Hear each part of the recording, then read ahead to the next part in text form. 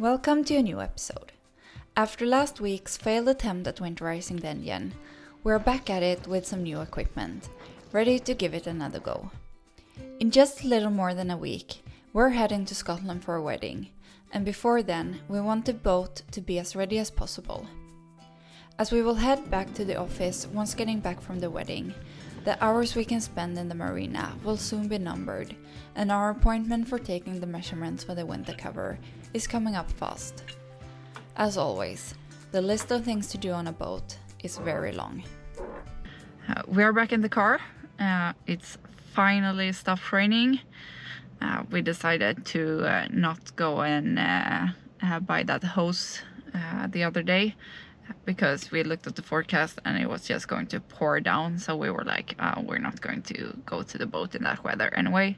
But now it's finally sunny again, and we're up early to get a full day of boat work. So let's see if we can find that hose and we can get the project started again.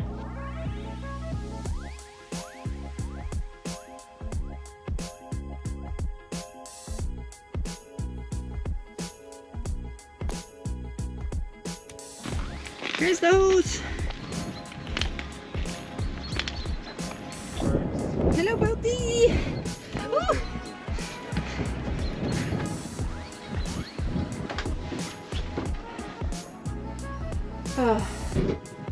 Welcome to the chaos.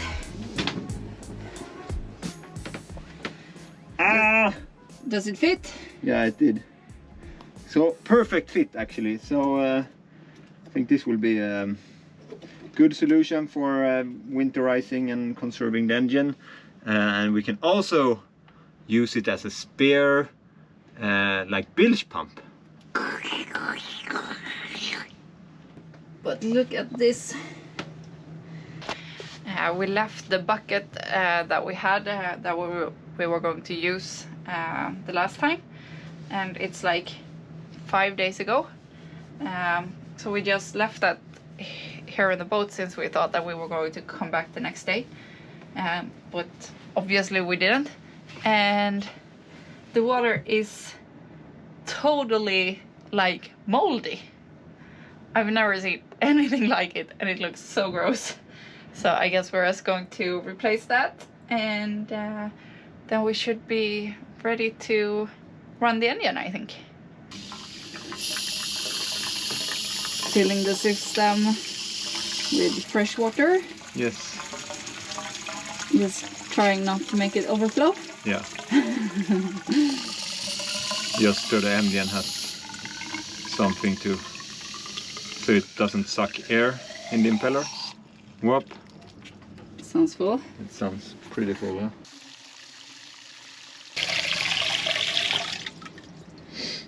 Bucket full? Bucket so full, so if you go up and start the engine, and yeah, the plan is to rinse the engine seawater system with fresh water, so we get all the salt and debris away from the system, and hopefully this hose can keep up with the suction flow from the engine, so it doesn't run dry. If it does run dry, we have to stop the engine. Okay, you just shout at me then. Yes, I will. Good. Let's go. Let's go. This time the hose worked, and the engine is sucking water like it should. This is propylene glycol, so it's not harmful for the environment. So that's why we use it, because it's eco-friendly. Because it will be some spill out in on the yard here in the marina. So yeah, we don't want to hurt the animals. So that's why we use propylene glycol. Yeah, whatever.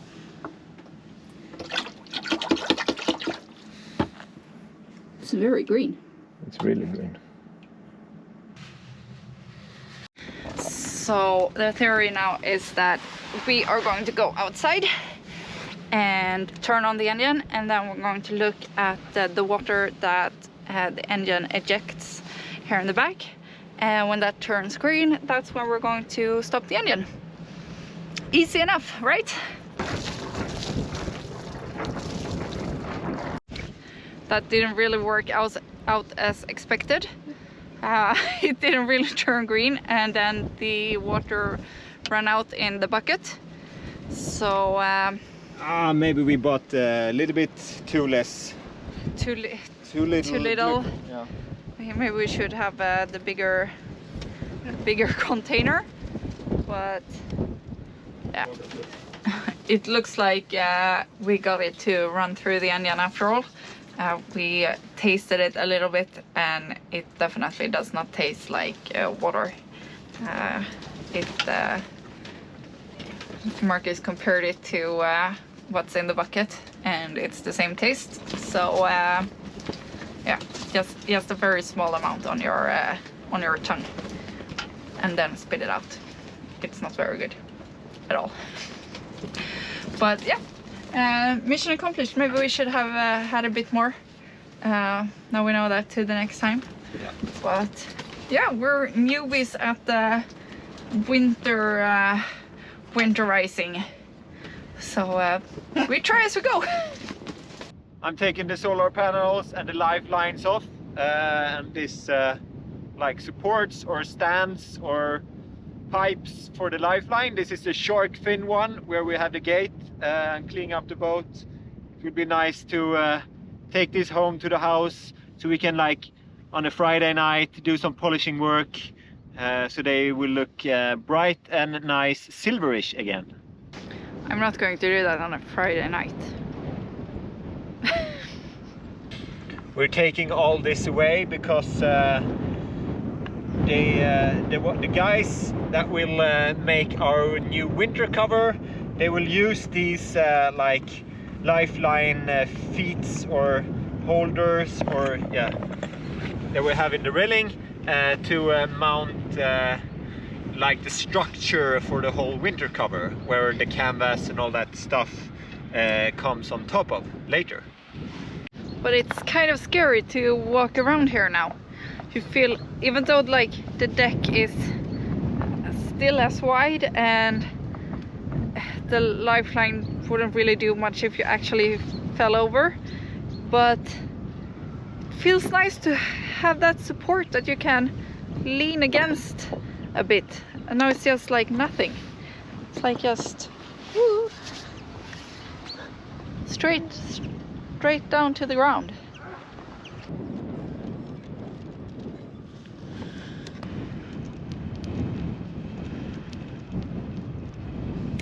Port.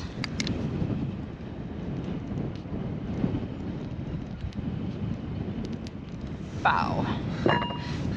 And normally it will be a really bad idea to use the solar panel as some kind of like workbench. But since the solar panels are dead anyway, and we're going to remove them and replace them, it doesn't really matter if we scratch them or not. So for now, that's the best place to put stuff.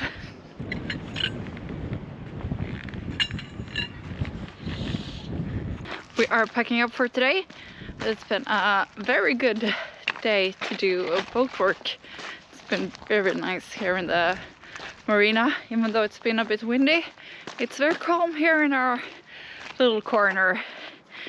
So we're packing our stuff into the car, and we're leaving. We just had a small little last minute project. We figured that maybe it would be a good idea to check the supports again. We did that when we lifted the boat, but that's 1 week ago today, so it's probably good to check them again so that she's not very heavy on one support and not spreading the weight on all 6 of them.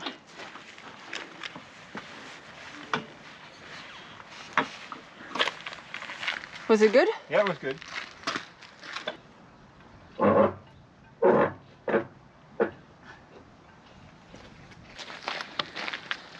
I think everything has like settled a bit now and like sunken into the dirt and the gravel, because all of the supports is more or less the same pressure to the hull, so not too much and not too little, so it feels good.